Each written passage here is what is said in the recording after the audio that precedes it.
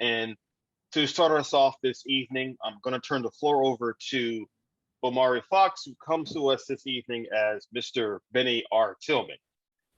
Mr. Tillman, please go ahead. Not right away. Do a little setup. In this March 23rd, 1900 speech before the U.S. Senate, Senator Benjamin R. Pitchfork Ben Tillman of South Carolina defended the actions of his white constituents who had murdered several black citizens of his home state. Tillman blamed the violence on the hot-headedness of Southern blacks and on the misguided efforts of Republicans during the Reconstruction era after the Civil War put white necks under black heels. He also defended violence against black men, claiming that Southern whites will not submit to the black man gratifying his lust on our wives and daughters without lynching him, an evocation of the deeply sexualized racist fantasies of many Southern whites. What follows is an excerpt. I want to ask the senator this preposition in arithmetic. In my state where 135,000 Negro voters or Negroes of voting age and some 90,000 and 95,000 white voters, General Canby set up a carpetbag government there and turned our state over to this majority. Now I want to ask you, with the free vote and a fair count, how are you going to beat the 135 by 95,000? How are you going to do it? You had set us on an impossible task. You had handcuffed us and thrown away the key. You propped your carpetbag Negro government with bayonets. Whenever it was necessary to sustain the government, you held it up by army. Mr. President, I have not the facts and figures here, but I want the country to get the full view of the Southern side of this question and the justification for anything we have done. We were sorry. We have the necessity forced upon us, but we could not help it. And as white men, we are not sorry for it. And we do not propose to apologize for anything we have done in connection with it. We took the government away from them in 1876. We did take it. If no other senator has come here previous to this time who would acknowledge it, more is the pity. We have had no fraud in our elections in South Carolina since 1884. There has been no organized Republican Party in this state. We did not disenfranchise Negroes until 1895. Then we had a constitutional convention convened which took the matter up calmly, deliberately, and avowedly with the purpose of disenfranchising as many of them as we could under the 14th and 15th Amendments. We adopted the educational qualification as the only means left to us, and the Negro is as contented and as prosperous, as well protected in South Carolina today as in any state of the Union south of the Potomac. He is not meddling with politics, for he has found that the more he meddled with them, the worse he got off. As to his rights, I will not discuss them now. We of the South have never recognized the right of the Negro to govern white man, and we never will. We have never believed him to be equal to the white man, and we would not submit to his gratifying lust on our wives and daughters without lynching him. Progressive Network, I now pass the microphone to the Modjeska Simkins of School Human Rights. Good evening. All right. Thank you so much for that, Omari. Again, that was Omari Fox reading an excerpt from a speech by Pitchfork Ben Tillman on the floor of the Senate in 1900, which is where tonight's class begins. And two very quick things about that speech. First, Omari, never do that voice again, please. And secondly, I just, more important though. Professor Green, if I may interject, and I carry over. Okay.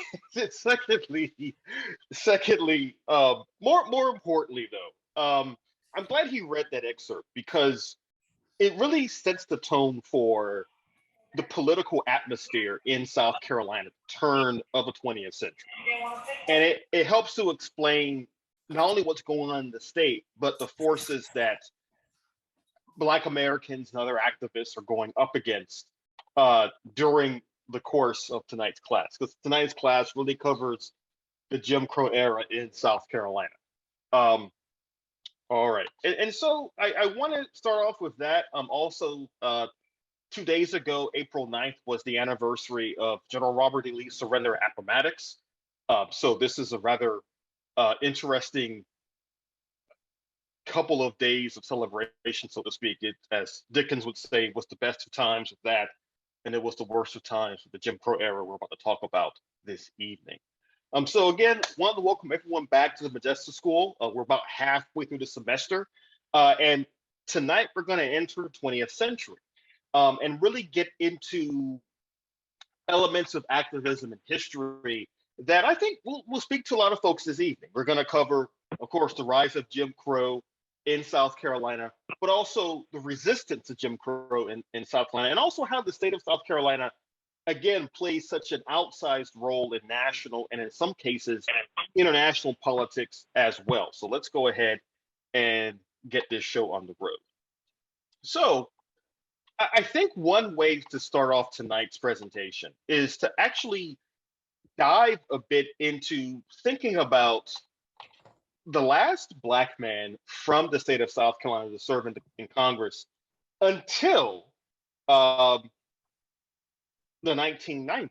Of course, today, we have in Congress right now a person from South Carolina, a Democrat, who is, of course, one of the most important Democrats in Congress right now, Jim Clyburn. He was first elected to Congress in 1992. Before that, he was the last Black person in Congress from South Carolina since the 1890s, and that individual was George W. Murray. And I actually want to start tonight's presentation with Murray, who I think is an effective counterpoint to Pitchfork Ben Tillman, where Tillman, of course, was coming to power on the backs of the Red Shirts of 1876 and the memories of the disputed election of 1877. Murray represented the last hurrah of Black Republican leadership in South Carolina. He was elected to Congress several times in the 1880s and 1890s. And while we often think of the Reconstruction period as being over by this time period, as Dr. Jen Taylor mentioned last week in her presentation, there are some historians argue that in states like South Carolina, the Reconstruction period doesn't just come to an end with the traditional end date of 1876-77. And I would say that George W. Murray represents that idea that Black political power in the South didn't disappear overnight. In fact, in a lot of ways, Murray represents what Tillman is talking about in his speech. What Tillman is talking about, we have to destroy Black political power. For Tillman and many white South Carolinians, it wasn't just a question of the Reconstruction period. It was also talking with people like Robert Smalls and George Murray, who were being sent to Congress of majority Black congressional districts in South Carolina in the 1880s and 1890s. So Murray serves in Congress several terms. His final 2 terms in Congress in the 1890s are plagued with controversy because of disputed election results. Eventually, after he leaves Congress, he actually purchased some property in Sumter County where he employs Black tenant farmers.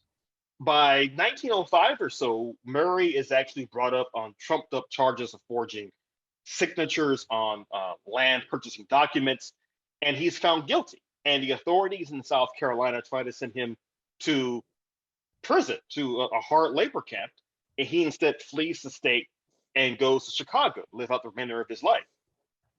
Now, I mentioned Murray because he is eventually pardoned by a governor in South Carolina, and we'll get to him in a moment.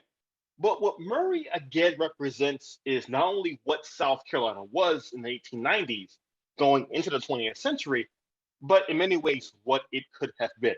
For every George Murray, there were probably 10 to 15 other Black South Carolinians who were just as talented, just as hungry for knowledge, just as willing to use power to help the less fortunate as he was, but they weren't given the opportunity to do so. And really, to set up what we're thinking about this evening, I do have to make a brief mention of the Plessy v. Ferguson decision in 1896, which essentially ruled that separate but equal was perfectly constitutional.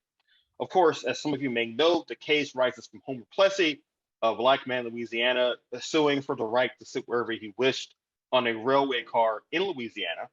The case reaches the Supreme Court, and eventually the Supreme Court in a majority decision rules that separate but equal is totally fine. Now, Justice John Harlan, the man you see here, he's second from right on seated here. He actually writes a dissent, one of the best known dissents in Supreme Court history, where he argues that saying separate but equal is really a tacit acknowledgement that racism is perfectly fine, that in fact, separate will not be equal, and he was proven to be correct. Again, the late 1890s are one of those moments in American history, and in the history of the South especially, where things could have taken a different turn.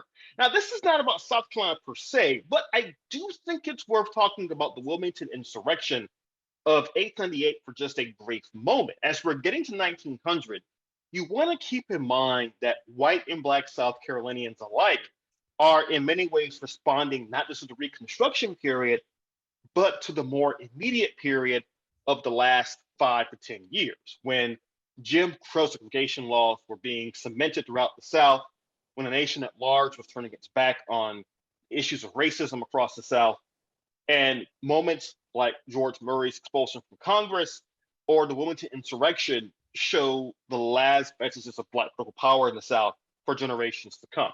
Keep in mind that when George H. White, the last black man from the South during this period to be in Congress, when he leaves Congress in 1901, he's a congressman from North Carolina, you would see no black congressman from the South again until 1972, with Andrew Young from Georgia and Barbara Jordan from Texas. But of course, folks in the late 1890s did not know what was coming. They had no idea of how things would turn out for the next several generations. In Wilmington, North Carolina, in the 1890s, you still had an example of the potential for biracial governance. Even though this potential had been largely snuffed out throughout the South, in North Carolina, you still had a strong Republican Party. You had a rising populist party that was also around the 1890s. And there was a general sense in North Carolina that perhaps the state could represent a more progressive way forward on the issue of race. However, Democrats in North Carolina made it quite clear in the 1890s that they wanted to join their counterparts throughout the South in what was termed redemption, the destruction of Reconstruction era governments, and the rise and permanence of a strong Democratic Party at the expense of small d Democratic governance throughout the region. And so North Carolina Democrats did their best to break the back of the Republican Party in Wilmington and throughout North Carolina. Eventually, in 1898, in that year's election for governor, for city council, for seats all across North Carolina, the Democrats do win the governorship. They do win a majority of the legislature, but they fail to win a majority of the city council or the mayor's race in Wilmington. Eventually, in Wilmington, Democrats there use things such as concerns about black sexual prowess, concerns about interracial marriage, sex, and the like, to foment a rebellion in Wilmington. Couple that with accusations of voter intimidation, voter fraud in the city, and Wilmington's Democrats essentially launched a coup d'etat against the duly elected government of Wilmington, overthrowing that government and installing a Democratic Party machine. Now, this cartoon you see here is a representation of that coup d'etat. If you look at the very bottom, it says disgrace, white men to the rescue. And of course, the ship off in the distance has on its flag democracy. And oftentimes in the 19th century, the Democratic Party was referred to as quite simply the democracy. But this is the kind of world that white and black South Carolinians alike are coming into as the 20th century is dawning. And you want to keep in mind that when you think about things like Ben Tillman's speech that Omari Fox read earlier this evening, when you think about the efforts being undertaken by white Southerners across the region to destroy Black political and social control and power, it's not just that they're trying to erase any vestige of Reconstruction, it is that they see what Black political power could look like and the potential it has to really reach across the color line to help everyone in the South.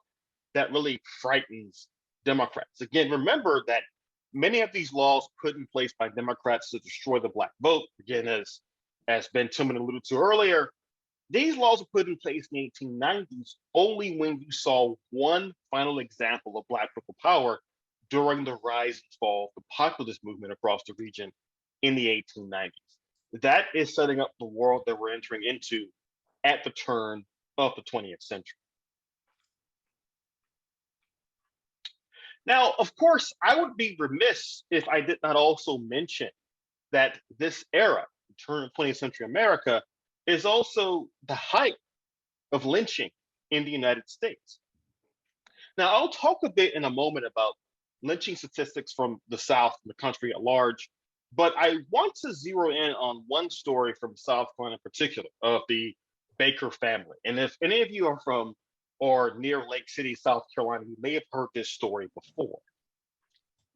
Now, what's important to note about African American political power in the South during this time period is that a lot of it was dependent on the Republican Party having power nationally. Oftentimes, Republicans would actually give Black Americans jobs through patronage positions like postal service or customs collections in port cities and the like. And you saw this time and time again in the 1880s, the 1890s, and into the early 20th century. You would have loyal Black Americans in the South who were still staunch Republicans being given these positions. One such position was Fraser Baker, who was made the Postmaster General for Lake City and the surrounding area in 1898. Now, a Black man being postmaster was not unusual in the South, but it was still a bit peculiar in the late 1890s, especially in an area of South Carolina like Lake City that had not had a Black postmaster general before. Now, the residents in Lake City did not react kindly to having a Black postal worker in their midst. And in fact, the Baker family was essentially under siege from the moment Fraser Baker took up this position as Postmaster General. The home that they lived in, which actually doubled as the post office in town, was shot at repeatedly. It was surrounded by white mobs at times. And eventually, in 1898, the family itself would be attacked. Now, this photograph you see is of the Baker family after they fled from South Carolina to Massachusetts in 1898.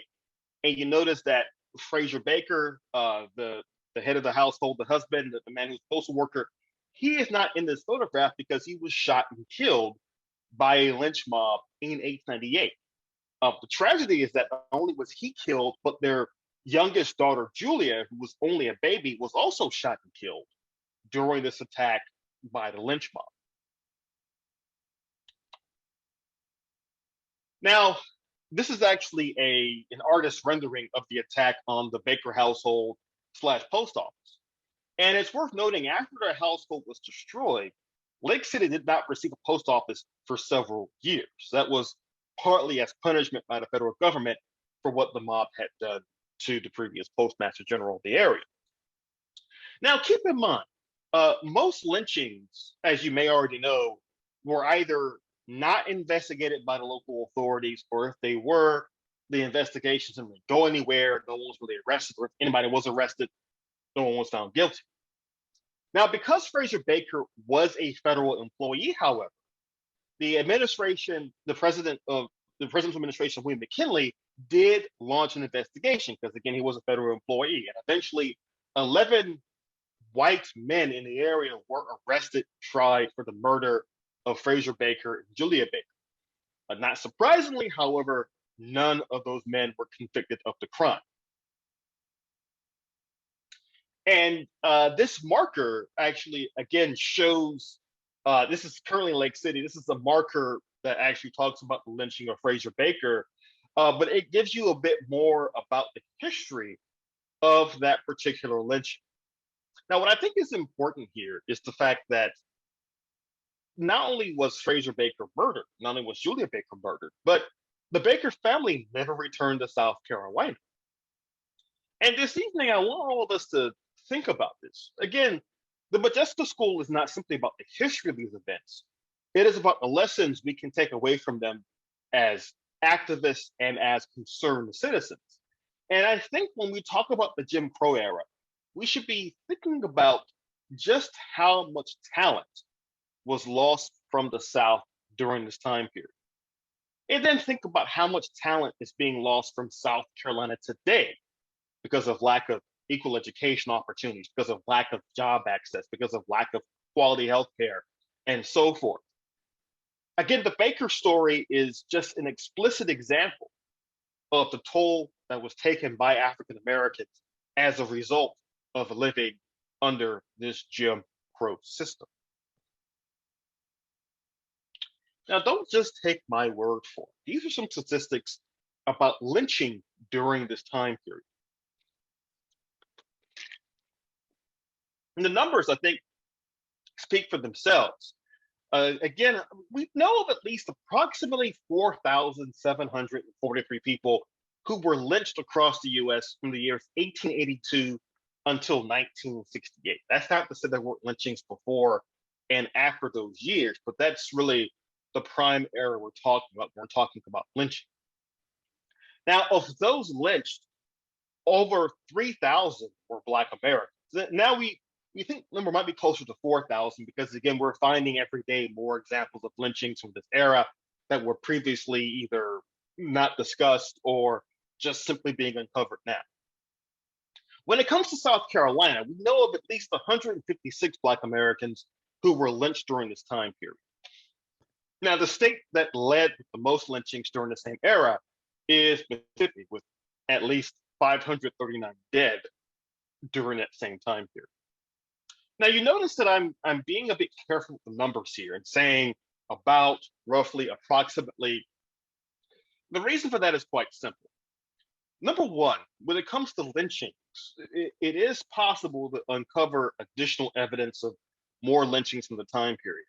But secondly, for every lynching you had during this era, there were many more Black Americans who were simply murdered, who were sent to prison without a fair trial, who simply disappeared. I will remind you once again of the number Robert Smalls gave during his legendary speech to the Constitutional Convention in 1895, that he argued that upwards of 53,000 Black Americans had been killed during and after the Reconstruction period.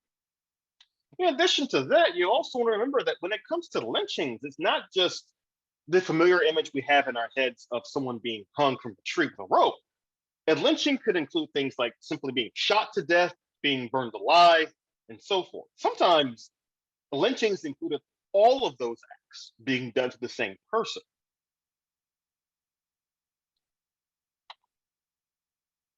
And what makes lynching such an important part of American history, and particularly the history of South Carolina, is that lynchings were not simply individual murders of Black citizens.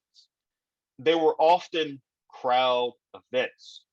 They were events where the community, the white community that is, came together in celebration and in enjoyment. And so this is an example of that. These are actually newspaper headlines from roughly 1919 that actually show lynchings being advertised in advance. You see New Orleans State, the paper says 3,000 will burn Negro. On the right-hand side, Negro jerky and selling as burning our nears. Jackson, Mississippi Daily News. John Hartfield will be lynched by Ellisville mob at 5 o'clock this afternoon. Lynchings were not simply events where a white mob would attack a jail cell holding a Black person in it. They were often events that were meant to show Black Americans in a town or a city that white Americans were still very much in control in that part of the South. They were meant as tools of intimidation, tools of terror, tools of fear. In some ways, these lynchings, if not approved by the government, were at least tacitly allowed to happen. Again, the Fraser Baker trial, the actual fact that the federal government investigated it, was a rarity. They had to because Baker was a federal government employee. But in many of these situations, you would have Black Americans being lynched, and it was simply allowed to take place by local and state authorities. This is why throughout the 20th century, the NAACP and other civil rights organizations would push for anti-lynching legislation on a federal level to take the prosecution of lynch mobs out of the hands of local authorities and put them under the jurisdiction of the federal government in the hope that a jury trial on the federal level would at least be somewhat fairer and more prudent than one based simply on a local level. Now, I am about to show just one photograph of a lynching. And if you are upset by this image, I can understand you to walk away from your computer for a moment or so. But I think it's important to show what this looked like, in particular because the photo you're about to see is actually part of a postcard. Now, during this time period, you did see photographs of lynchings being used as part of postcards. And this actually is from the Jim Crow Museum of the United States that is based, I believe, in Michigan. And they have a collection of postcards there. And on one side, you see, of course, someone writing a letter or a note. And on the other, you see a photograph of an actual lynching. These kinds of postcards did pass through the US mail system for years until the post office said that they would simply refuse to mail any more of them because they thought the images were too disgusting and too disturbing. But I think it's debatable as to which part of this image is the most terrifying. Is it the man being hung from a tree? Or is it the fact that the people who lynched that man, you see at the bottom of the screen, have no remorse whatsoever for what they've done? In fact, they seem proud of it. And as you can see, these include men of all ages, including young boys. This is the kind of world we're talking about when it comes to the South, circa 1900. An area where unbridled terrorism and evil is being foisted upon Black Americans all across the region. But this doesn't mean that Black Americans in South Carolina and elsewhere are simply accepting their lot in life and doing nothing about it. Of course, circa 1900, you have Black Americans across the country debating the best path forward in terms of fighting for civil and human rights. And one such individual involved in these debates is, of course, W.E.B. Du Bois, someone who we'll talk a lot about in the next few sessions. Now, circa 1900, Du Bois is already working as a professor of sociology at Wilberforce College in Ohio. He's eventually going to make his way to Atlanta University in Georgia. But during that time period, Du Bois is also being called upon by leading Black Americans in the country to help put together an exhibit in Paris, France, for that year's World Fair exhibition. Now, in the 1900 Paris exposition, they gave space to the great powers of the era, Britain, France itself, Germany, the United States, Russia, to have their own separate exhibitions to show off the greatness of their countries. And the American exhibition allowed for a Negro American exhibit to be shown to the people who passed through the World's Fair in Paris that year. And Du Bois was placed in charge of that exhibit, and he decided to devote the exhibit to showing what 35 years of freedom had meant for Black Americans in the United States. Keep in mind that 1900 was just over a generation since the 13th Amendment had been passed in 1865. There were so many Black Americans who grew up in slavery who were alive in 1900. Now their sons and daughters were the first generation of Black men and women to live out of slavery, if not entirely out of mental, and political, and social bondage.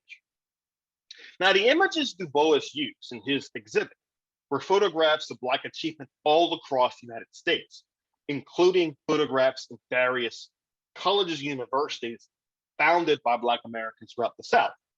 And one of the colleges he used was actually Claflin College out of Orangeburg, South Carolina. And if you think I included this in our lecture tonight because I work at Claflin, well, you're damn right I did. But I think it's still worth talking about for a moment. This photograph you actually see here is from Claflin's library circa 1900. There were other photographs Du Bois used of places at Claflin, also at Howard, Tuskegee, other schools across the South. And Du Bois's point was very clear. He was trying to show people in Paris that if given an opportunity, Black Americans could achieve whatever they wish to, along with other groups of Americans. Now, it is noteworthy that in the same exhibit, Du Bois also showed photographs of Black men and women living in squalor in places like Atlanta, Georgia, or Washington, D.C., again, showing what was being denied to Black Americans as a result of racism and rampant anti-Black racism throughout the United States during this time period.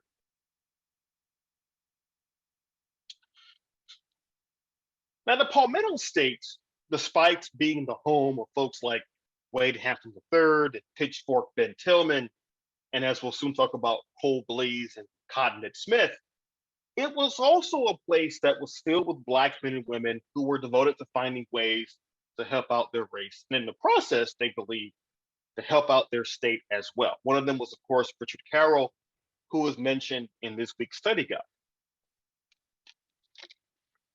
Now, Carroll was a pastor, he was an activist, he was closely aligned with Booker T. Washington, and he, like other Black Americans in South Carolina, was trying to navigate this rapidly changing system of race and anti-Blackness in the state that really threatened to undo virtually everything Black Americans had accomplished in South Carolina since 1865. Other Black Americans in the state, like Matilda Evans, for example, were trying to find other ways to navigate this system. Now, for those who don't know, Evans was the first licensed Black woman in the state licensed to practice medicine. And this is actually a really important deal to consider because as much as we focus on the politics of the era, as much as we focus on the activists of the era, so much of that is rendered irrelevant if you can't find decent quality healthcare. And Dr. Evans knew and understood that many Black Americans in Columbia, South Carolina, and the surrounding areas did not have adequate access to healthcare because of their skin color.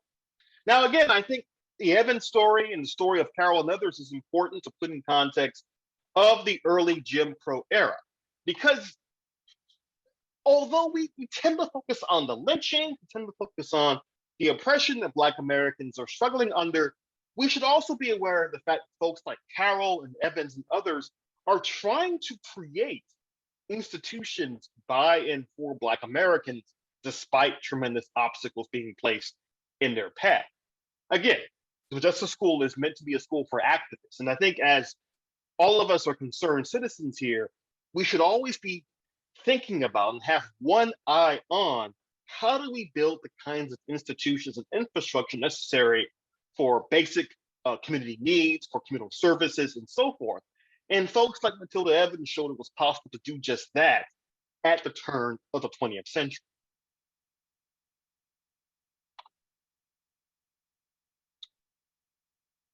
Now, even with all of this institution building within South Carolina, it is also worth noting that, again, like Richard Carroll just mentioned a moment ago, folks like Archibald Grimke also had links to national figures and national associations.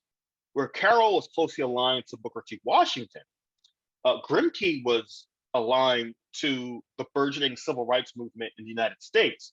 Again, he was actually one of the founding members of the National Association for the Advancement of Colored People, the NAACP, in 1909. Before that, Grimke was involved with Naacp, which was one of the earliest attempts to create a national civil rights organization. Again, the Naacp movement included folks like W.B. Du Bois, William Monroe Trotter, Ida B. Wells Barnett, and also Archibald Grimke. Now, I know what you're thinking right now. That Grimke name, it sounds very familiar. Is he related to the Grimkes we've been talking about in this class? Yes, he's part of that same Grimke family. But where the earlier Grimkes were associated with abolitionism, Archibald Grimke took that tradition and ran with it well into the 20th century. Again, getting involved in the Niagara movement and later the creation of the NAACP. Now, I think it's worth considering here for a moment how individuals like Grimke were struggling in South Carolina and across the South to become part of these national civil rights organizations.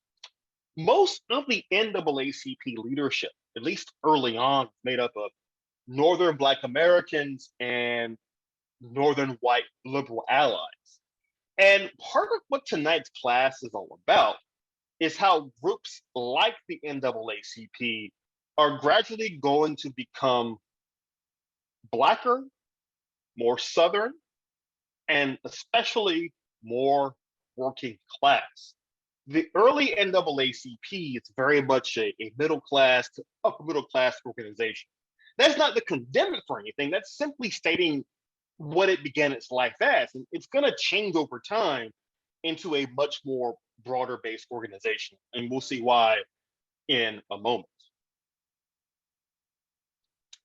Now, I wanted to also show this map because I mentioned a while back how South Carolina, as a result of Jim Crow's liquidation, is really losing a lot of good Black talent to other parts of the country. And the early 19th century, the story of that era going well into the mid 20th century, it's a story of Black migration out of the South into the rest of the country. Historians often refer to this as the Great Migration.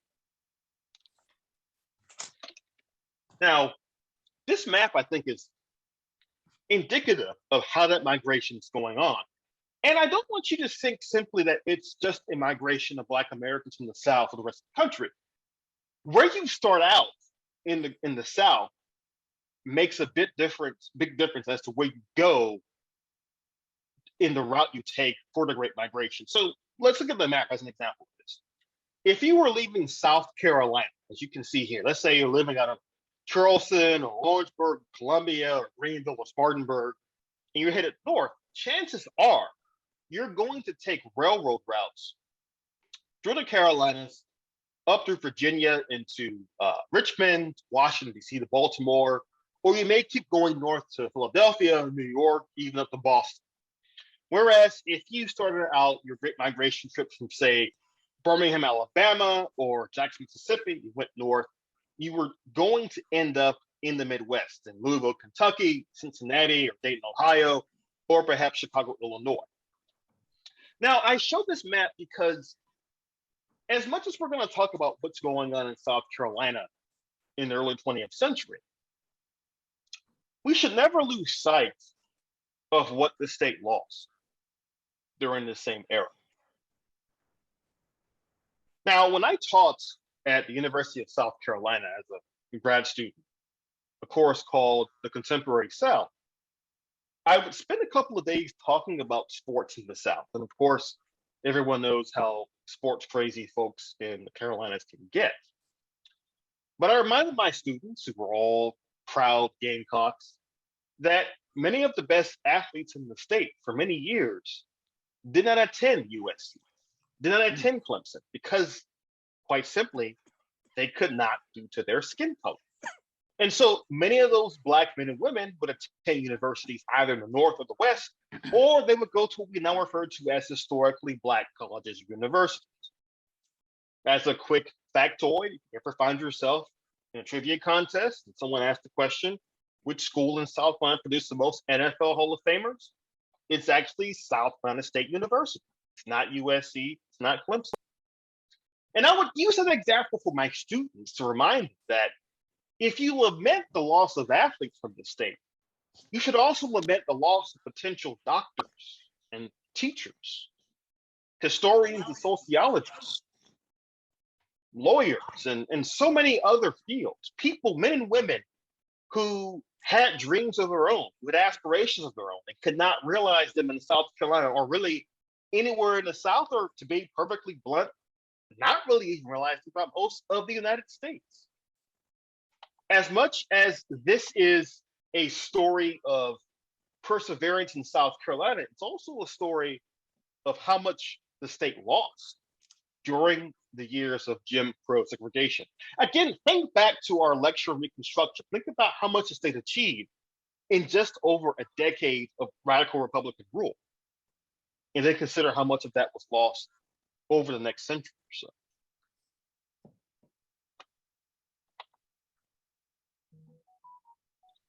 Now, it's also important to note that the early 20th century, in terms of political upheaval in the United States, is also seeing a significant battle over suffrage rights.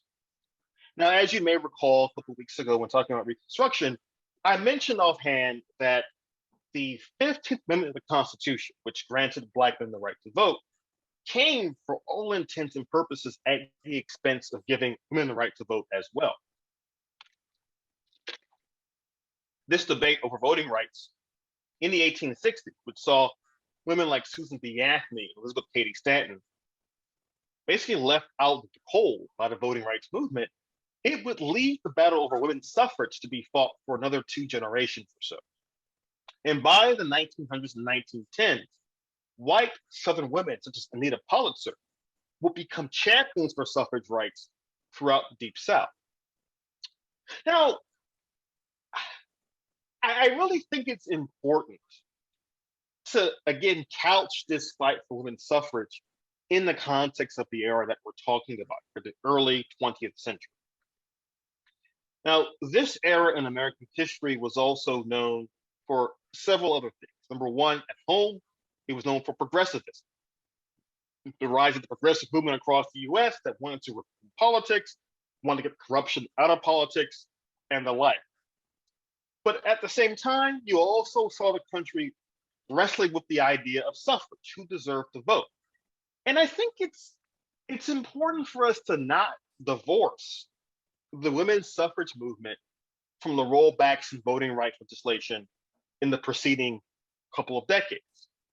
And in fact, in the South, there are many activists who argued in favor of women's suffrage because they saw that suffrage issue as being one where white women could be empowered to essentially help continue disenfranchisement of Black men. Now, Pulitzer, it's worth noting, she was taking the more traditional track of arguing for women's rights nationally. She was working alongside Alice Paul and other key activists of the early 20th century on the issue of women's rights. In fact, once the right to vote is won for women in 1920, she is going to very quickly transition to debating and fighting for the Equal Rights Amendment to the Constitution, which was first proposed in the 1920s and has yet to be added to the US Constitution. But Pulitzer, even though she was from South Carolina, she was associated with the state, she spent most of her life outside the state, agitating for women's rights, agitating for suffrage and the like, playing a pivotal role, for example, in pushing Tennessee to be that last state to ratify the 19th Amendment, which granted women the right to vote. Pulitzer is, I think, a really important example of what activism in the state can look like. I know that I've spent a lot of time the last few classes talking about what I guess you could call the villains of South Carolina history, your John C. Calhouns, your Wade Hampton III, your Ben Tillmans. But for every one of those figures, you also have folks like Anita Pulitzer or George W. Murray or Robert Smalls, men and women who are actually fighting the good fight to make South Carolina a better place. And Pulitzer knew that in South Carolina, she was in the minority. As your study guide points out, the Palmetto State would not ratify the 19th Amendment until 1969. Yet Pulitzer kept fighting for suffrage rights, and she was fortunate enough to live long enough to see that added to the Constitution. And again, I wanted to show this image. This is actually some of the suffrage activists outside the White House during the administration of Woodrow Wilson. I believe this photograph is from either 1917 or 1918, when the United States has joined the Great War in Europe.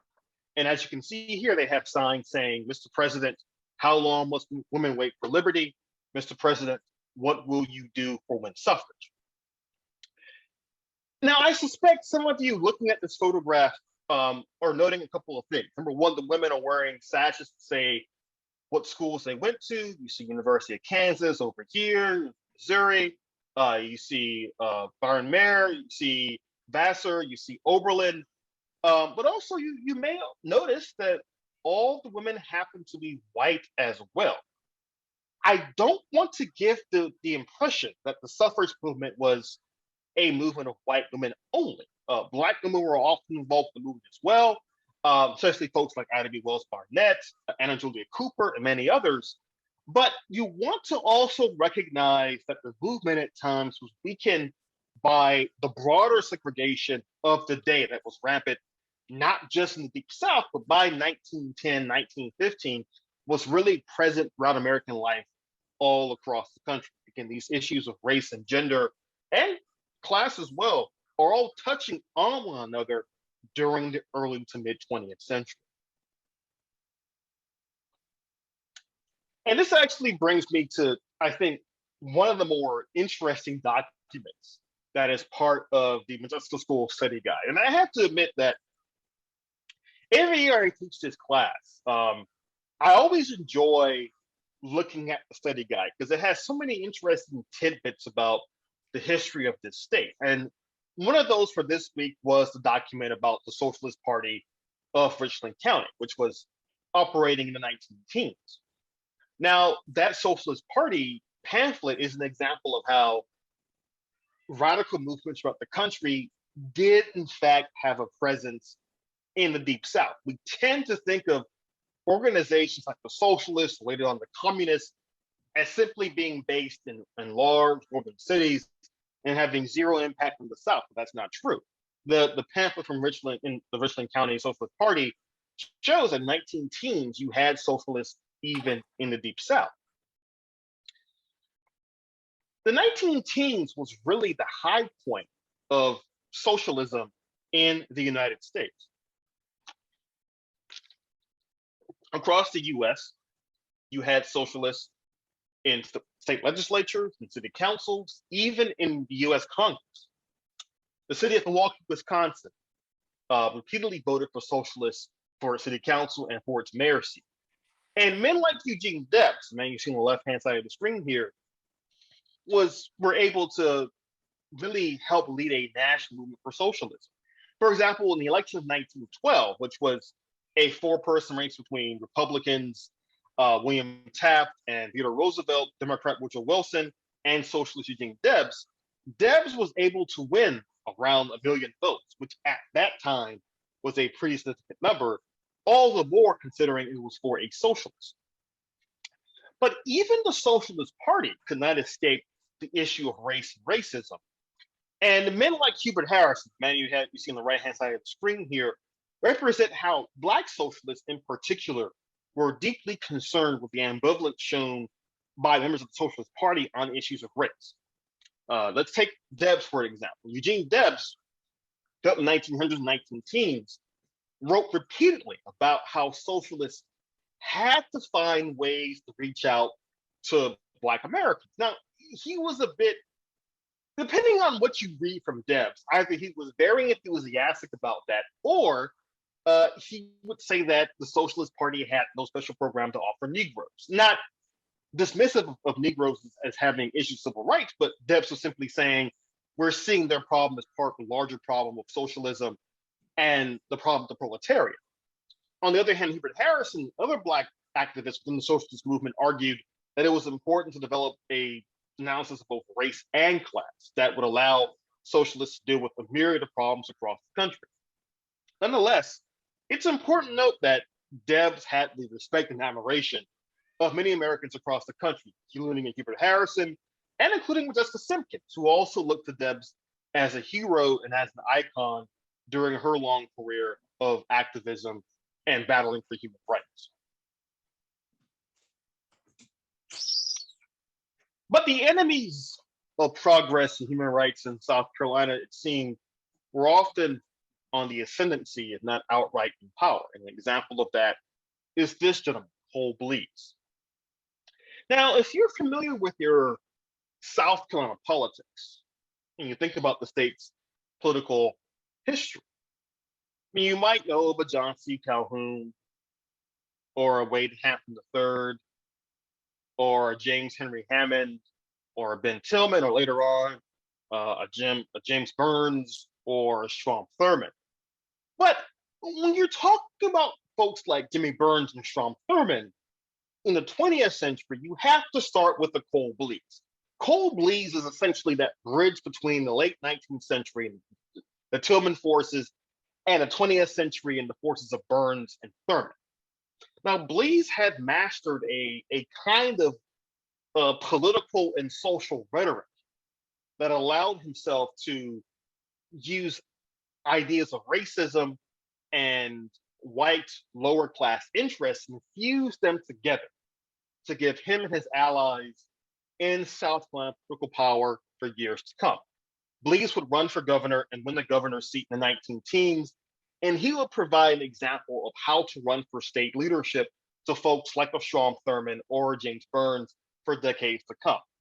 Again, what made Blease so powerful, was so important for our class, is that where other South Carolina politicians, like a Wade Hampton III, for example, would use the politics of paternalism to win office, to say, for example, he would say to white South Carolinians, you know, if you vote for me, I will take care of you, I'll protect your interests. Cole Blease was running on a platform that was, on the surface, anti-elitist, certainly anti-Black, but also was structured around the idea of appealing for white working class votes. And Blease was very adept at melding these different tactics together to obtain political power for himself.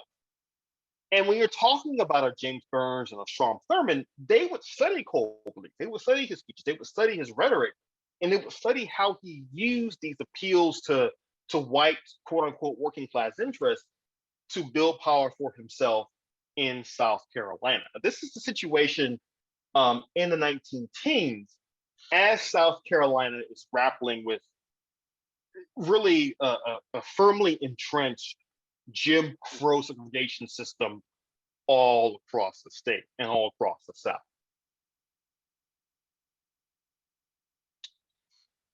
Still, despite the presence of folks like Cole Blease, you do continue to see African Americans trying to build up some modicum of freedom and power and self-determination for themselves. And the Great War will provide an example of that. Now, I will say, before I go any further, that one could very easily do a deeper dive on the American South and World War I. And I know that that might seem like an odd thing to talk about, but the Great War, in the United States at least, generates a large amount of anti-war sentiment, especially in the South. There are many Southerners, white, Black, who thought the war was a bad idea, who didn't see the war as being America's problem.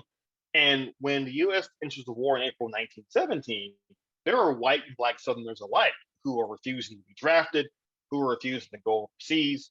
On the other hand, you do have many other Americans seeing it as an opportunity to prove their patriotism by basically showing the last full measure of devotion to the US state. And amongst those are, of course, Black Americans. Now, in South Carolina, you do see the formation of the 371st Infantry Regiment, you see on the left-hand side of the screen here, an all-Black regiment that, like their more famous New York counterparts, the Harlem Hellfighters, go out to fight in France during the Great War in 1918.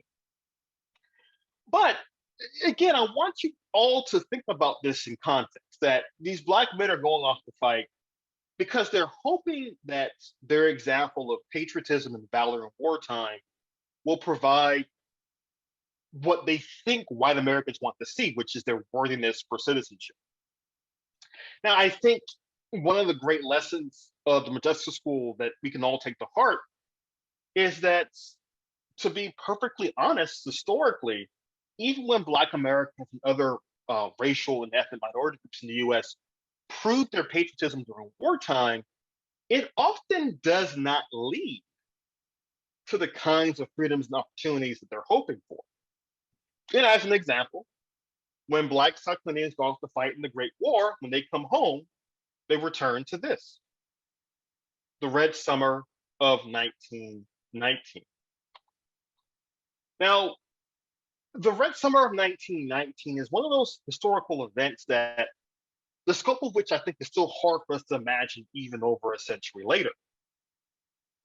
Now, ironically enough, I think all of us here, more so than perhaps any generation since then, can relate to the Red Summer because of what happened in 2020. Keep in mind that the Red Summer of 1919 was taking place at the exact moment that the influenza pandemic was striking the entire world, especially the United States. And yet, there were also race riots across the country in 1919 for a variety of factors. Lack of housing during the Great War, Black Americans asserting their rights during and after the Great War, the fear of communism and socialism as a result of the Russian Revolution of 1917 and the then ongoing Russian Civil War of 1919 and the communist and socialist upheavals in Central and Eastern Europe in 1919, 1920 as well. All of those things are happening at the same time, and they're playing significant roles in the Red Summer of 1919. Now, if you look at this map, you can see that there were race riots and lynchings from April to November of 1919. The bloodiest one, by the way, is actually in Elaine, Arkansas. I think most folks, if they know about the Red Summer of 1919, we know of the Chicago race riot that year. But the worst was actually in Elaine, Arkansas. Very quickly, in Elaine, Arkansas, you had unionists trying to form a union among sharecroppers in Elaine, Arkansas. They were quickly tagged as communists. Whites in Elaine, Arkansas and the surrounding area thought it was an attempted revolution by communists, and it led to the massacre of dozens, if not really hundreds, of Black Americans in Arkansas in 1919. But I'd like to take your attention from Elaine and Chicago to Charleston.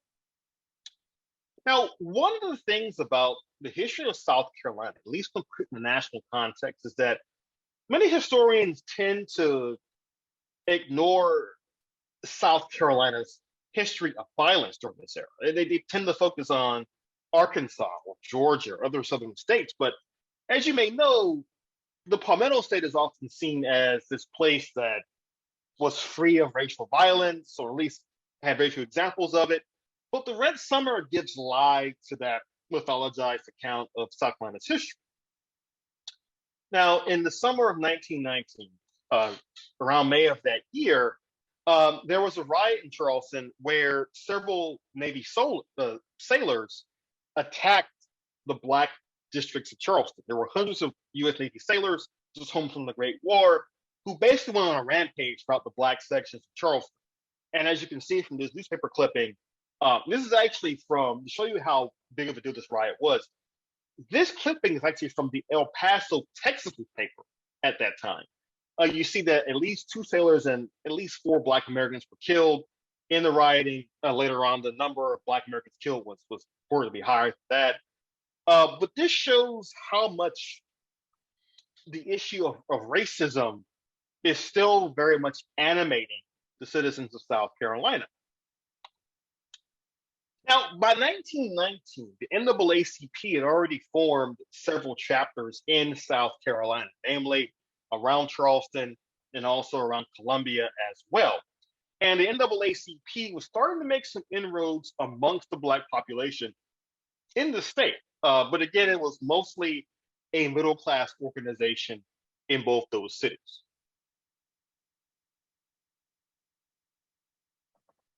Now, at the same time, you have Black Americans trying to find a variety of other means to secure rights for themselves and for their brothers and sisters throughout the state.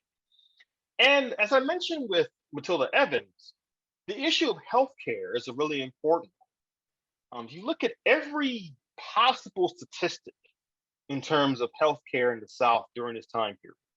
Black Americans lag behind their white counterparts in virtually every major category of healthcare. And certainly, men and women like Justice Simkins were also aware of this problem with healthcare. And of course, some of you may know, Simkins was the first Black director of Negro work for the South Carolina Tuberculosis Association through 1930s and 40s. The fact that she took on such an important leadership role in healthcare, I would argue, is a very important part of her story. Of course, we know Modjeska Simkins is a great human rights and civil rights warrior. And for her, healthcare was an important part of that particular battle. Again, trying to make sure that Black citizens in South Carolina had access to the best possible healthcare out there. It wasn't an easy job, but certainly was important, especially during the time period in which Simkins is doing this work during the Great Depression in the early years of World War II.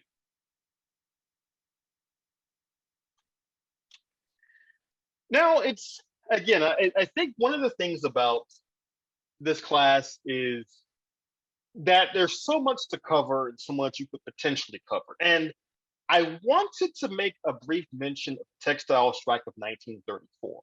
Now, later on in May, we'll have a deeper dive into this textile strike, into the textile revolt of 1934 that's all across the country, when Michelle Haberlin will come and speak to the class about it at that time. But I want to kind of set things up for that because it also helps to give an example of the broader radicalism you're seeing across the South in the 1920s and 30s.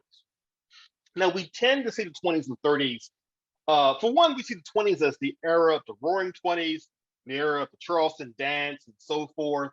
Or the 1930s see as the era of the Great Depression. And all of that is certainly true.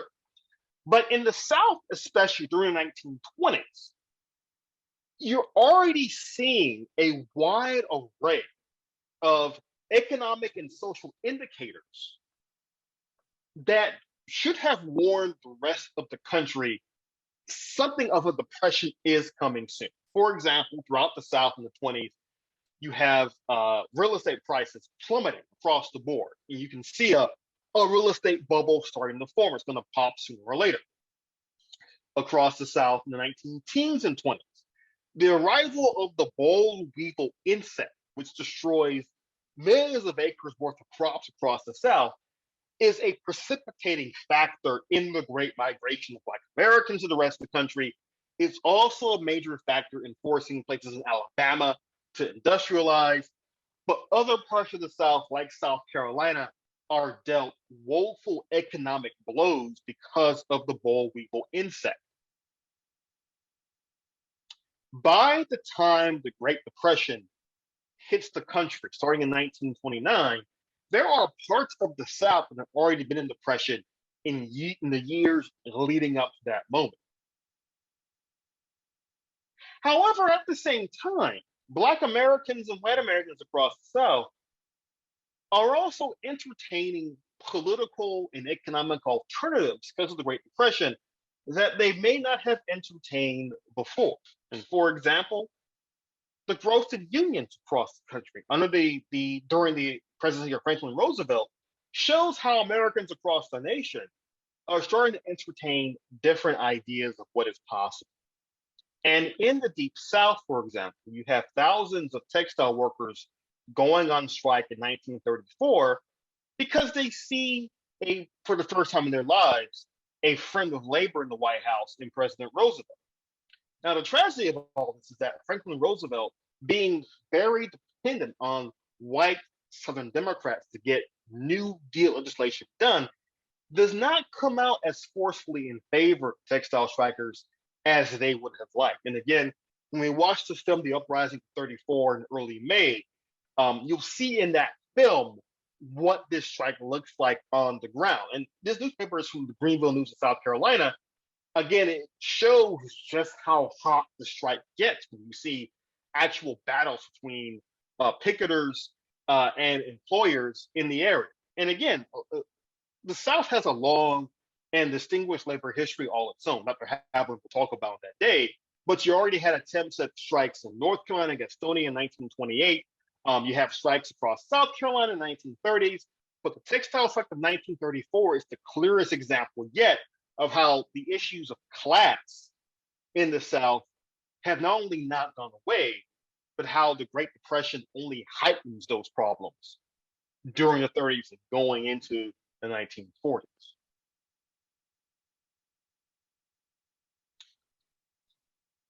Now, I said a moment ago that folks like Cole Blees are important to understanding the history of South Carolina in the 20th century. And I would argue this gentleman, Cotton Ed Smith, is also as important to that story as well. Now, Cotton Ed Smith was a Democrat.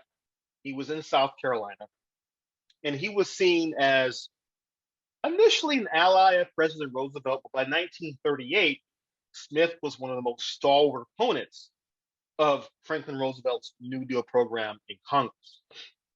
Now, the reasons for this, I think, are actually fairly obvious. Southern Democrats support Roosevelt's New Deal program initially because for the first time since the Civil War, you have the federal government investing millions of dollars into the South in terms of infrastructure monies and the like. For example, if you happen to take a trip across this state this coming week, if you go to a state park or you cross a bridge or the like, chances are you're going to come across something that was built during the New Deal, that was paid for by tax dollars collected during the New Deal, and that was built by workers employed under New Deal programs. But despite that, Southern Democrats are increasingly concerned about President Roosevelt's New Deal programs because they're also seeing Black Americans becoming more assertive on the national and regional political stage. At the same time, President Roosevelt, while he needs their votes in Congress, by 1938, Roosevelt's starting to think, you know, I think I'm so popular, I could purge these conservative Democrats out of our party and replace them with liberal Southerners. And so in 1938, this is just 2 years after President Roosevelt has won one of the biggest landslides in US history, right? Memory serves, he only loses one or two states at all in 1936. Roosevelt decides to use his landslide, his political capital, so to speak, to campaign across the South against members of his own party in favor of more liberal Southern candidates. Now, you're probably thinking to yourself, wait a minute, Dr. Green, how did this turn out for President Roosevelt? Well, spoiler alert, not very well. Even though white Southerners love Roosevelt, even though they love the New Deal programs, they dislike the idea of any politician, no matter how popular he was, interfering with local elections. And one of Roosevelt's main targets was actually Cotton Ed Smith in South Carolina. Of course, Cotton Ed survives the purge and in fact becomes stronger than ever in Congress. And the Southern Democrats form a conservative coalition with right-wing Republicans in Congress to stymie further New Deal legislation from 1938 through really the entirety of World War II.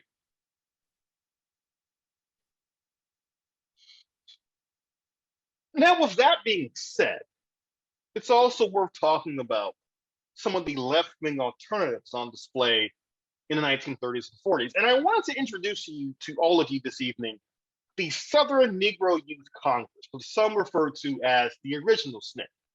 And some of you got that joke. Others of you have not gotten it yet, but you will soon enough.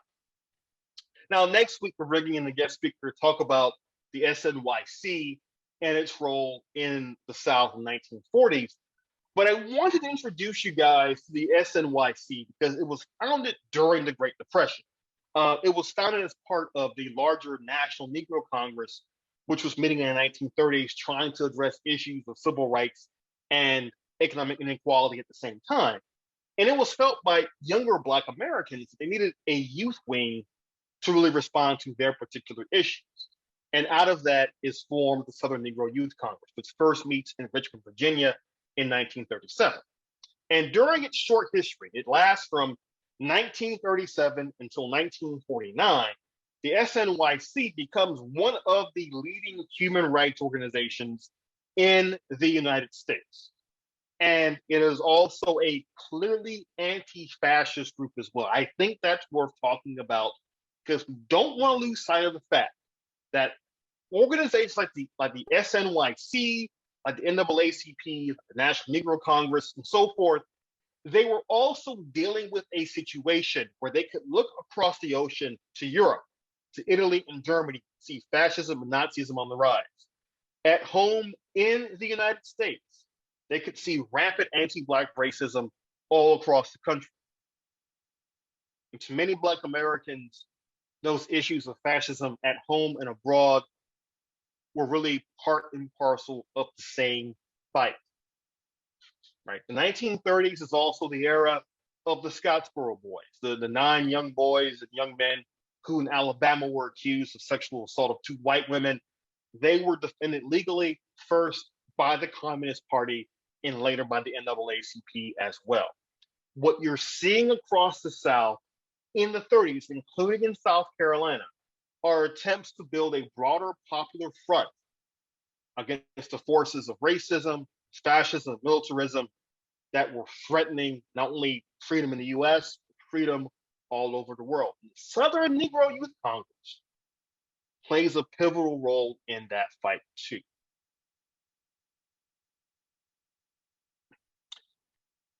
Now, this fight against fascism abroad and at home is going to include, of course, the NAACP.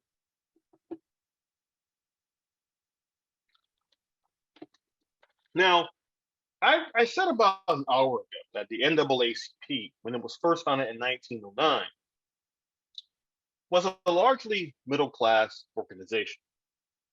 In fact, before we began class this evening, Brett and I and a few others were talking about Marcus Garvey and his group in the 20s, the Universal Negro Improvement Association. And what made Garvey such a big deal in the 20s was that his UNIA, unlike the NAACP, made direct appeals to working class Black Americans all across the country. Now, by the 1930s and 40s, NAACP leaders like Charles Hamilton Houston, the man you see here standing, were starting to argue that the NAACP could not become a viable force for freedom unless it too also began to attract more working class Black Americans. Now, Houston's strategy was two-pronged. He wanted to grow the organization among working class Blacks, but at the same time, Houston, who was a trained lawyer and a law professor, he was trained at Harvard Law. He was the dean of the Howard University Law School during this time period. Houston also believed that the NAACP's best chance to make a difference was to fight segregation via the legal system, via the courts. And he believed that it was possible to break the back of Jim Crow one court case at a time.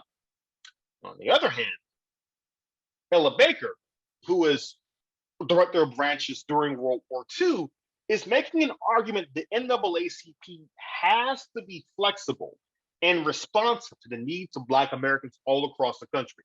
She shares Hamilton's ideas of building a more working class organization. But where they disagree is where Houston is doing that to really raise funds for the legal defense fund of the NAACP. Ella Baker strenuously argues that the NAACP has to become a grassroots organization to become relevant in the lives of the average Black person in America and to also make a difference. She's saying that the NAACP cannot be a top-down organization. It has to be grassroots to respond to the myriad ways in which racism and segregation worked across the country. The fight against racism in Orangeburg, South Carolina, Baker would have argued, was not the exact same fight against racism in, say, New York City, New York, or Chicago, Illinois, or Oakland, California. They were all similar battles, but they had to be fought according to tactics and methods developed in those different parts of the country. And during World War II, what you're going to see is the NAACP and other organizations taking up this fight against segregation, largely through grassroots purposes.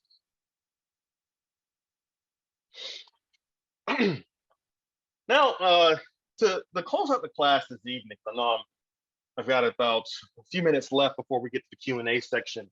I did want to spend a bit of time, again, talking about how the state of South Carolina is becoming an integral battleground in how civil rights is being fought over across the country during and after the World War II years. Now, during World War II, based off the experience of the New Deal era and the Great Depression, and I would also argue based off the experience of Black participation in the Great War, many Black Americans during World War II argue for a double V campaign. The victory against fascism abroad and victory against racism at home. To many Black Americans, sacrifices made by Black troops in World War I may not have been worth it. At the very least, they did not receive the equal rights and fair play they believed they deserved after the end of the Great War. And in World War II, Black Americans are vociferously arguing that after this World War is over with, the equal rights enshrined in the Constitution should be theirs, forthright and immediate. Now, as part of this, the NAACP reaches its greatest number of members during its history. At the height of World War II, the NAACP has upwards of 500,000 members, thanks in large part to the efforts of Ella Baker to go across the South, registering new members to the NAACP. At the same time, Charles Hamilton Houston's national strategy of a legal campaign for voting rights and other rights is also proceeding apace. And in 1944, the Supreme Court is going to rule in the Smith v. Allwright case that Black Americans actually do have a constitutional right to participate in state Democratic primaries. Now, you're probably thinking, what's the big deal with voting in a state primary? Well, remember, in the South at this time period, really up until the 1960s and 70s, the only political game in town was the Democratic Party. To vote in the Democratic primary across the former Confederacy was tantamount to voting in that general election. Whoever won the primary was going to win the general election in November. Now, the Supreme Court ruled that since this was the case, since the Democratic Party was a public organization, and since these were basically statewide elections, under the 15th Amendment of the Constitution, Black Americans had a right to participate in those elections. Now, this case had its origins in Texas, but soon a challenge to it from South Carolina would really make the ruling ironclad. Now, if you're not familiar with Smith v. Allwright in 1944, then you may be aware of Elmore v. Rice in 1946, where George Elmore, a Black American living in South Carolina, who was a businessman and owner of his own shop, tries to vote in the all-white primary in South Carolina. He is rejected and quickly challenges the ruling, challenges the decision. And there, Judge Wadey Waring, another individual we'll talk more about in this class in weeks to come, rules in Elmore v. Rice that, hey, actually, as a Black person, he has a right to vote in that primary, thanks to the earlier Smith v. Allwright ruling. Now, what's interesting to note is that after Smith v. Allwright, as you saw in the study guide, the state legislature comes to a special session during World War II now, and basically puts in a new rule saying the Democratic Party is a private organization, it's not public, therefore we have a right to say who can and cannot vote in it. Judge Waring says, nice try, guys, but welcome to the 20th century. You're going to have to open your doors to Black primary voters as well.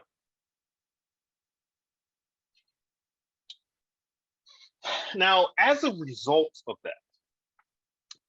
that Smith v. Allwright decision, you're already seeing Black Americans in the Palmetto State beginning to campaign for the political rights that they already had enshrined under the Constitution. But they're trying to find ways to assert their political rights in the 20th century. And one way to do that was through the formation of the Progressive Democratic Party. Now, John McCrae, the man you see here in the photograph on the right, was a newspaper editor. He owned the Lighthouse Informer. And he was very active in state politics as well. And McCrae and Justice Simkins and others, they are trying to encourage Black Americans to utilize their right to vote in the Democratic primary. Now, what ends up happening is that they formed the Progressive Democratic Party, which was open to everyone, but it becomes a largely Black party. And in 1944, they traveled to Chicago for that year's Democratic National Convention to convince the leaders of the National Democratic Party that they, and not the all-white South Carolina Democratic Party, was the true Democratic Party of the Palmetto State. Now, not surprisingly, their appeals don't quite work, again, because the National Democratic Party, although it is bitterly split between conservatives and liberals on a wide range of issues, they don't want to rock the boat too much when it comes to the southern wing of the party, which has been so important to the party since the Civil War came to an end. Now, the PDP ultimately returns home and runs a candidate for the U.S. Senate named Osceola McCain, the man you see here third from right. And they run McCain they know they probably won't win, but they're trying to exercise the long, dormant political muscles of Black men and women in South Carolina who really either haven't had a chance to vote since Reconstruction or haven't really had anything to vote for. But in McCain, they have a candidate who runs on the platform of not only upholding the New Deal, but guaranteeing President Roosevelt's second Bill of Rights that he first proposes in the 1944 campaign. A second Bill of Rights that ensures things like access to equal education, that assures a job for everyone, that assures universal health care. President Roosevelt's second Bill of Rights is a remarkably progressive document for the 21st century, never mind the World War II era. And that's what McCain and the PDP are campaigning on.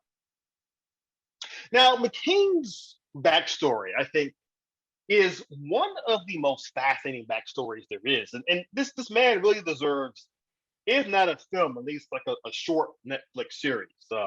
In fact, Britt, I think after this is all over with you and I and Becky and a few others, we should get together and work on the pitch to Netflix for a history of South Carolina miniseries, but I digress. But McCain, he's a really interesting figure. This photograph you see here was actually taken in Belgium, where McCain, after serving in the Great War, he settles down in Belgium and opens his own nightclub. And it becomes one of the most popular nightclubs in Brussels in the 1920s and 30s. Now, McCain had no desire to return to the United States, but the invasion of Belgium by the Nazis in 1940 is going to force McCain to come back to the U.S. and to South Carolina. And while returning to South Carolina, McCain gets involved in activism in the state, and he becomes a nominee for the Senate in 1944. Now, McCain doesn't win, but his campaign does give Black Americans a voice in state politics and becomes an example of what could be. And again, when we get to the SNYC next week and talking about their presence in South Carolina in the 1940s, you'll see what I'm talking about. Okay.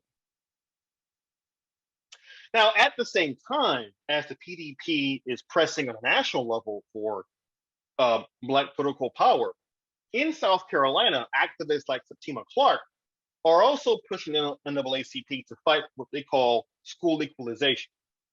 In this case, trying to work within the confines of separate but equal to emphasize not just the separate part, but the equal part of separate but equal as well.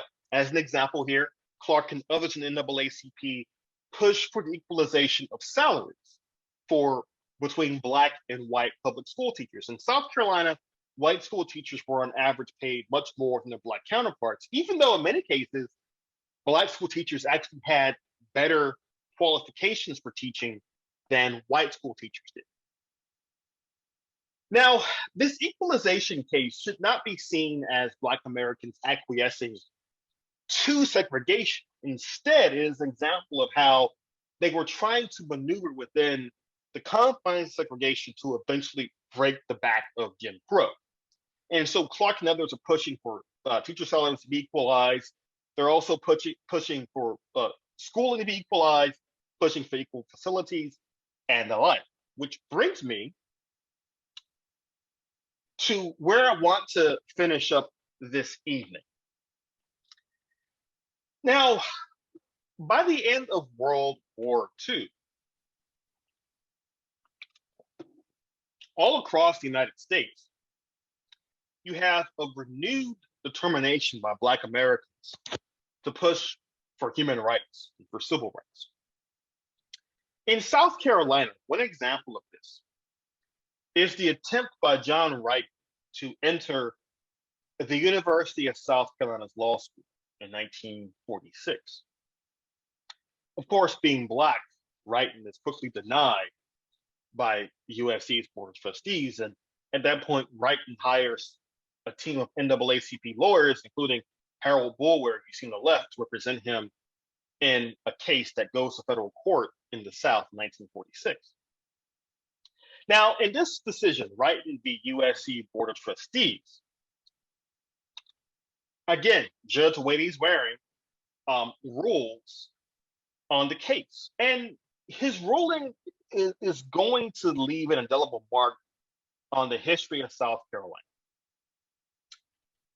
Judge Waring tells the NAACP and the University of South Carolina alike that they really have three options here, at least under the Constitution and under Plessy v. Ferguson. Option one, allow John Wright to attend the law school, because at that time, there was no law school for Black Americans in South Carolina. Option two, open a separate Negro law school to attend to the equal part of separate but equal. But there was, of course, a third option that Judge Waring introduced to the court: no law school at all. I mean, after all, what could not be more equal than no one in South Carolina having access to a law school education? Now, obviously, option three was a non-starter for everyone involved, and USC wasn't about to allow a Negro to attend their school. A big, quick backstory: in 1938, a Black man named Charles Bailey also tried to attend USC and was also denied that year because of his skin color. And so this was nothing new for USC, but now with other NAACP cases across the country pushing for equal access to higher education. Again, think of cases like Gaines v. Canada in Missouri that opened up the Missouri Law School to Black entry and the like. Judge Waring and others are aware that the issue of equal access to education is becoming a bigger battle than anybody anticipated. In South Carolina, what ultimately happens is that Judge Waring basically says to the state legislature, to USC, we're going to have to open a separate all-Black law school. South Carolina State in Orangeburg already has the facilities and the material, et cetera, to open an all-Black law school. So they quickly agreed to do so in 1946. Again, Waring tells USC, either in the legislature, either you do this or USC law is going to have to integrate right now. And the legislature gives SC State the necessary funds to open up a separate Black law school. Now, I mentioned this because many of the lawyers who are going to become instrumental in the civil rights fight in this state in the 50s and 60s, virtually all of them obtained their law degrees from the SC State Law School in the 1940s, 50s, and early 60s. And so the irony of Wright v. USC Board of Trustees is that a federal court case meant to uphold segregation, years later leads to the destruction of segregation in South Carolina. Okay. So I wanted to close on that note. And of course, now it is 8:01 p.m.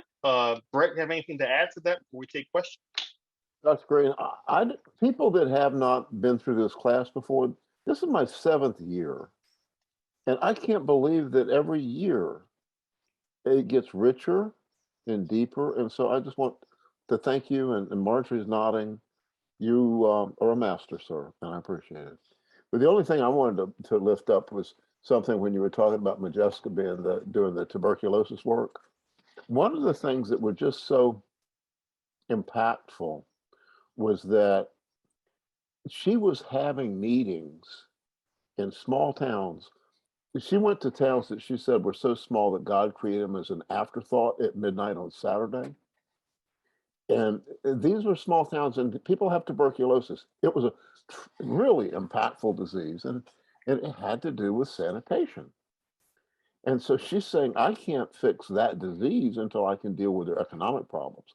So Modjeska was doing community organizing and trying to empower citizens to be able to improve their communities. And the woman that was in charge of her was upset because she was going on Sundays. She said, why can't you have these meetings during the week like we have our meetings during the week? To which Ms. Simkins replied, the reasons you can have your meetings during the week is that the people that I'm meeting with are taking care of your children. And so that Modjeska was having their meetings on Sunday.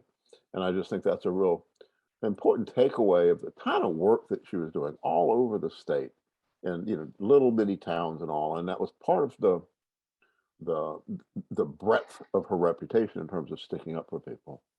And the May 9th, I think the class that we pick up, the separate but not equal, we've got some really good people coming, and that people need to check out that class and be sure not to miss it. Millicent Brown will be there, and Cecil Cahoon is going to help add some stuff about that period when they started the law school at State, how really unequal it was, but the quality work that came out of it. So Dr. Wren, take some questions. Yeah, please, by all means. Definitely want questions. In the chat, I see some really good comments that were made during my talk and also afterward. I think Greg Howell's comment, Judge Matthew Perry said that when the SC legislature established the separate law school for blacks at SC State College, it also for the first time established that graduates of law schools in South Carolina have to pass the bar. I'm sure that was a coincidence. I'm sure that was pure coincidence there, but no, you're exactly right. Okay, so no, I covered about 50 years in an hour and a half or so. Any questions at all? Dr. Wren, let me point out for Greg is that Jimmy Burns was the last Supreme Court justice that didn't have a law degree.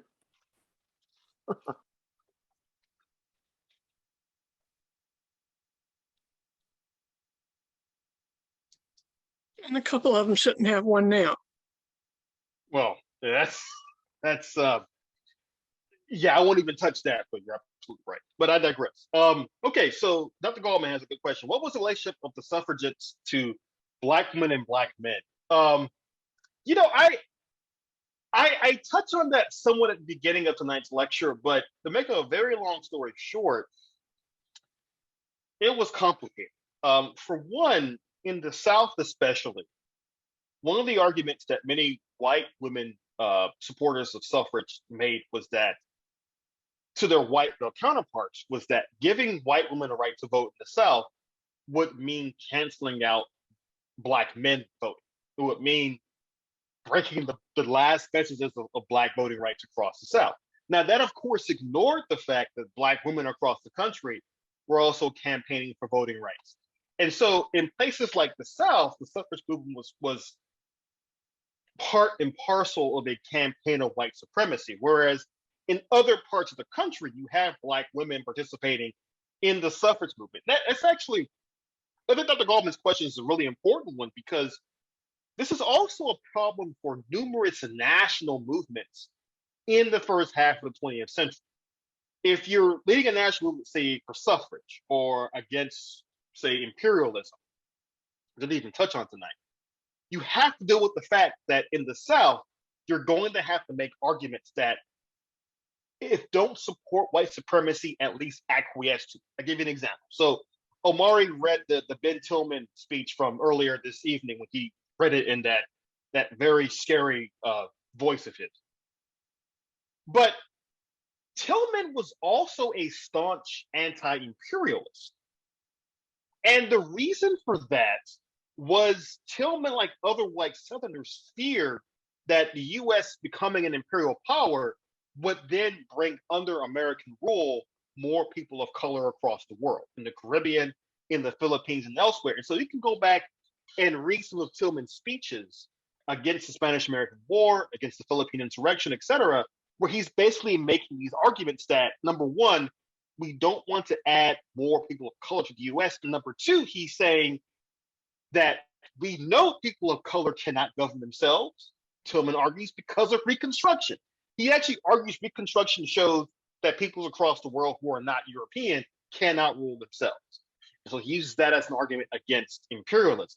But again, Dr. Goldman's question about the suffragists and Black men and women, it really depends on what part of the country you're in. Now, once women gain the right to vote, you do have stories of Black women in the South, say in cities like Memphis or Atlanta or elsewhere, who are going out to vote, and they're being asked by their husbands or brothers to go out to vote because they're saying, at least for the moment in 1920, 22, you may be able to go out and vote because white men and women have not yet figured out how to also disenfranchise Black women. They very quickly learn how to do so. But again, Black people across the South are trying to use any loophole they can to vote. One last thing about that question that the Goldman raised, it's also worth noting that when women gain the right to vote in 1920, this becomes especially important for Black women in the North, in places like Philadelphia, New York, Chicago, where they're able to exercise their right to vote and become part of a major voting bloc across the North that, as we'll see in classes to come, will eventually affect state and national politics all over the country. Okay, let's see. Did the right to work law impact the uprising in 1934? That's a good question, Joseph. It's kind of the other way around in a sense, because you start seeing serious attempts at right to work laws during and after the Great Depression, when the country sees for the first time in its history a strong and vibrant labor movement. Now, especially in the South, the memory of the uprising of 1934 and the attempts by the CIO to organize Operation Dixie after World War II, these are all going to play, and we'll talk more about that to come, those are all going to play key roles in pushing for right to work laws to rise across the South in the 1940s and 50s. And you add to that, of course, the ever-present specter or concern about communism and socialism that people see as influencing the labor movement at that same time. They're using all of this to push right to work laws after the World War II period. And so, again, with a lot of this history, the backlashes we see against civil rights in the 19th century, or the backlash against labor rights in the post-World War II period, these are being sparked by events just before them. So, for example, when we get to the Cold War period, you're going to see a lot of Cold War rhetoric being used to stymie labor organizing in the South. Part and parcel of that is that these same labor organizers were also organizing for human rights across the South too. So for many people, those are one and the same. Let's see. Hey, Crosby, healthcare access is both a civil rights issue and a human rights issue, as we know from Justice Simkins. I noticed the Red Summer was during the flu epidemic and the Black Lives Matter rallies 2020 happened during the height of the COVID pandemic. Is there a direct connection? So that's an interesting question, partly because I actually wrote about that 2 years ago actually at the height of the 2020 protest. I will put this again. I'm not a big self-aggrandizing person, perhaps to my detriment, but I'll put this in the chat if you want to read this. I wrote this for Jacobin magazine back in 2020. It's about I phrase it as a red spring of 2020, and I think I wouldn't say there's a direct connection, but I would say that there are some interesting parallels. Now, the big difference is this: the big difference is that before the red summer of 1919, you had World War I. It would appear that this time we're deciding to do a big war in Europe after the fact instead of before it. But I digress.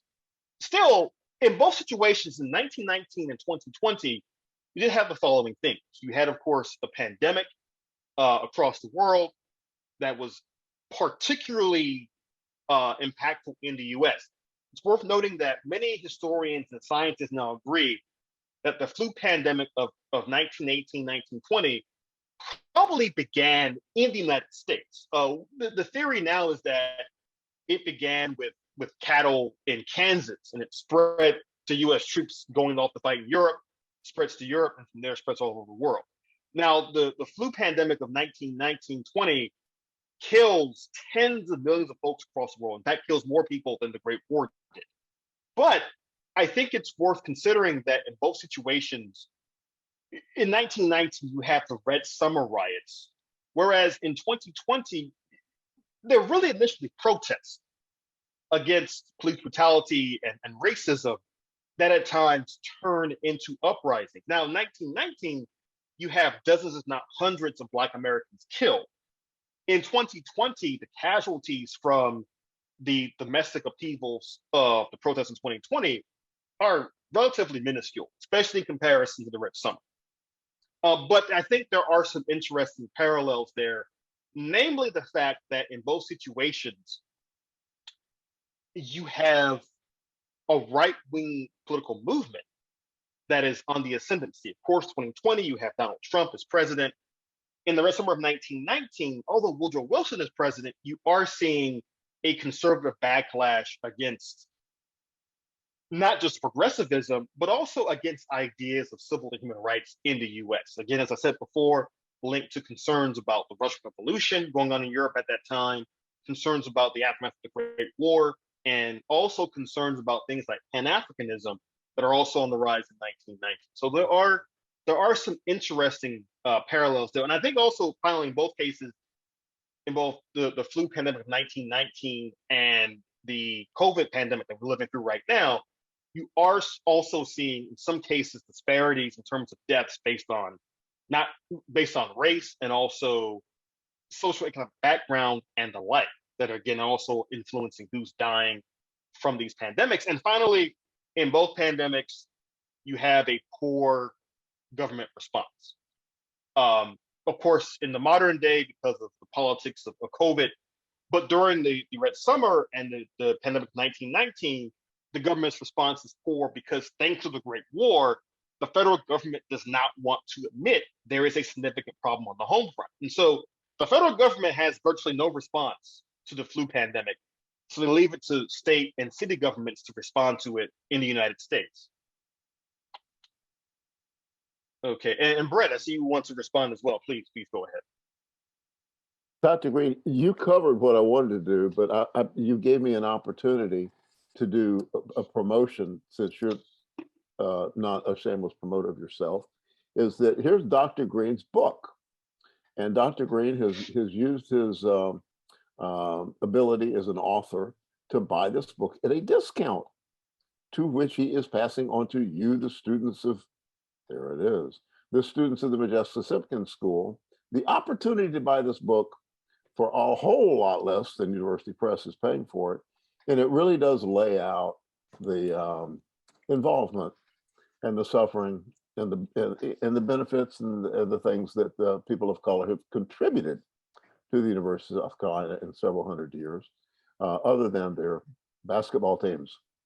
And so in your in your chat box there, you'll see a place to order the book, or you can call the office, and the number's there, and tell Daniel that you want Dr. Green to sign one of these things for you.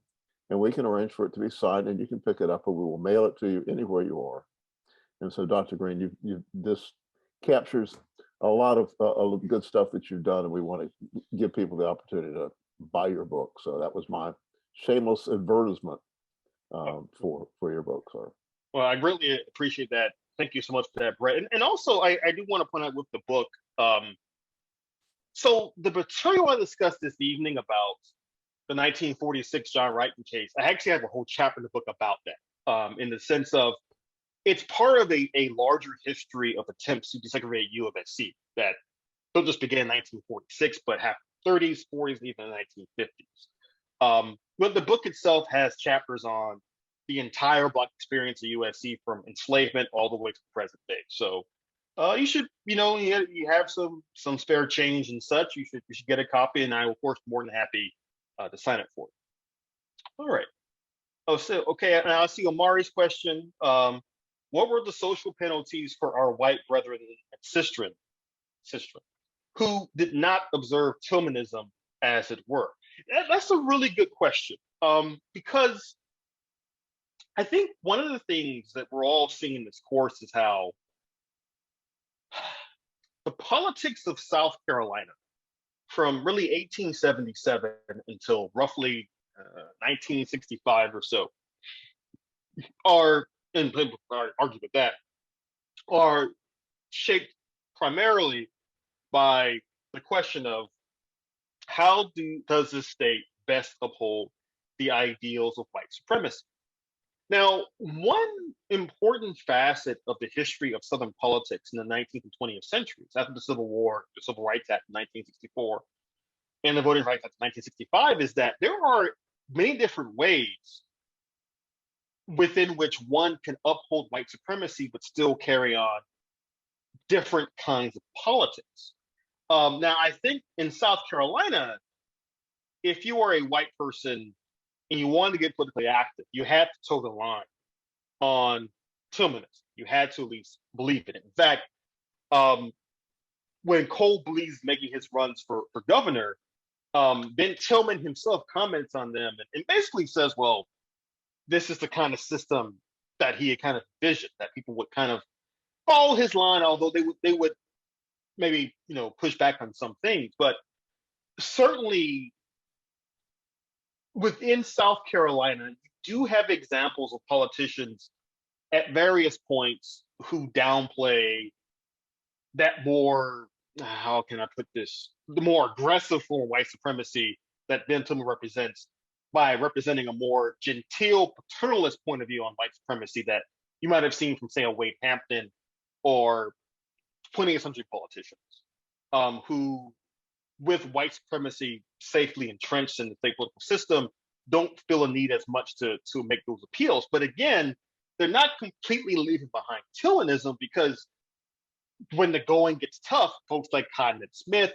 James Burns, and others, they're going to continue to make those appeals to anti-Black racism and the like. So certainly Tillmanism, and before that Calhounism, all these isms, they certainly shape how the state's politics work, I would argue, up until the present day. Again, not to add my own personal commentary to this, but you look at how, for example, how Senator Lindsey Graham treated Ketanji Brown's Supreme Court nomination, and some might argue that's a direct continuation of the Tillmanism and Cole Bleesism that we see in the 20th century. How did Governor and U.S. Supreme Court Justice James Burns become so close to Franklin Roosevelt? Now, this is something I might get into next class. I know Brett and I talked a lot about Jimmy Burns. Brett, did you want to take a crack at that answer or say anything about it? He's the kind of hidden character that is just, it's incredible. Jimmy Burns is maybe the only person, but certainly one of a very few, who actually rose to the ranks in the federal executive. He was Secretary of State. He went on to be appointed during Roosevelt's administration as the manager of the budget and the preparation of the war, which led him into being able to control the budgets that developed the nuclear weapon.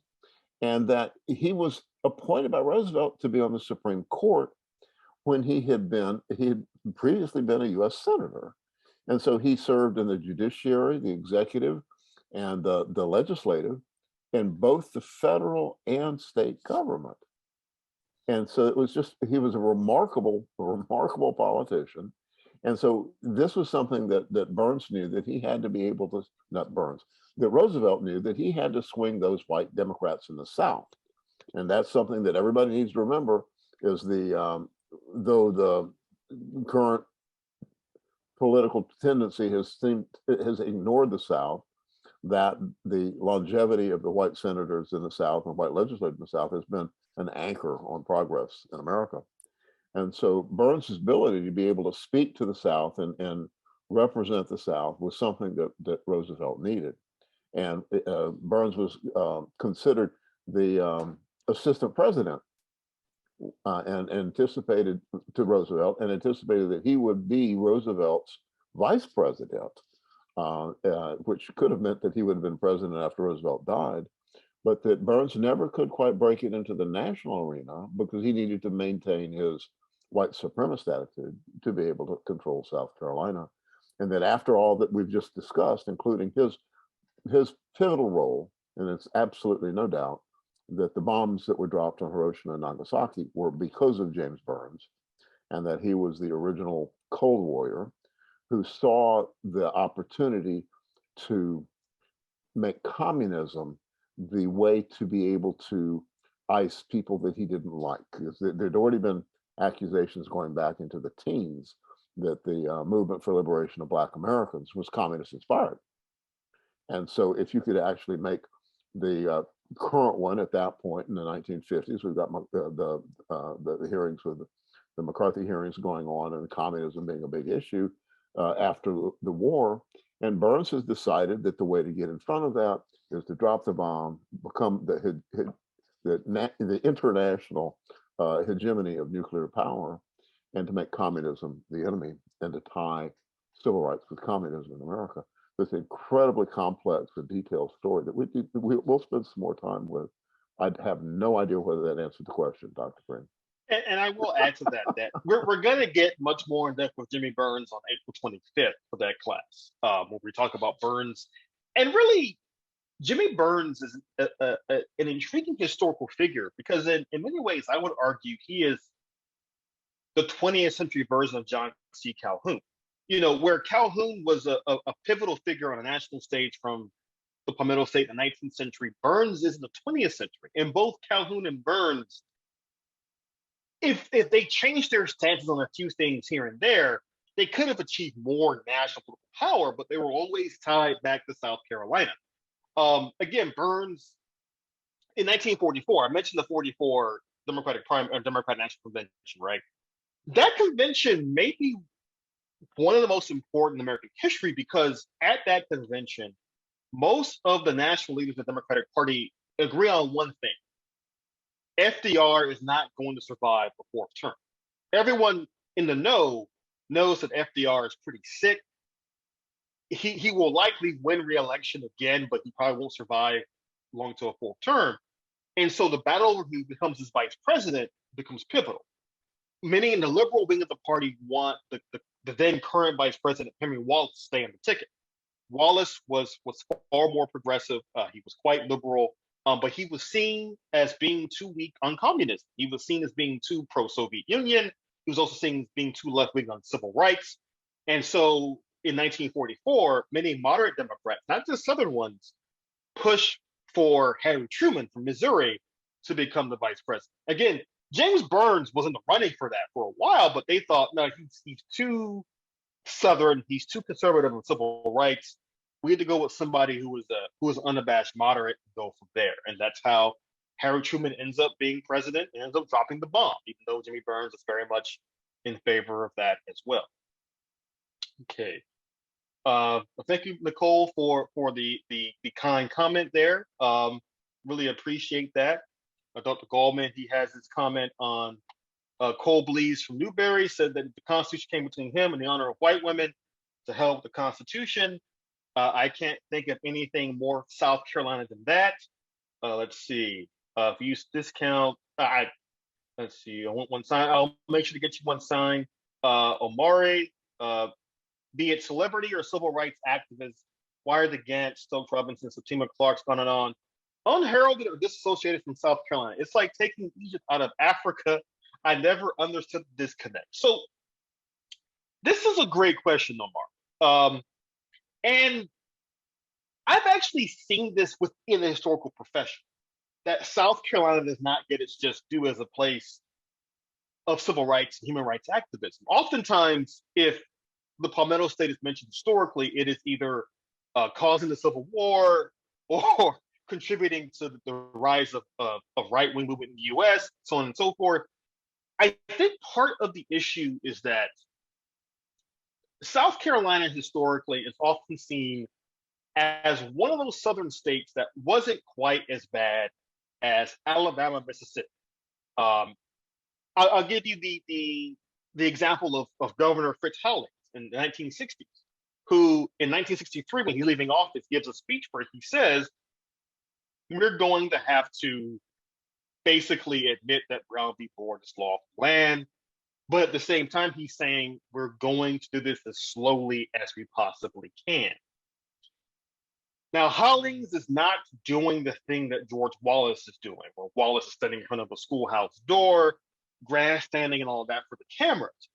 But what makes the movement in South Carolina so important is that the government of South Carolina did its damnedest to make sure it didn't make national headlines for the things that other southern states were doing at the same time. And this is, I think, part of a larger problem in the historiography of the South.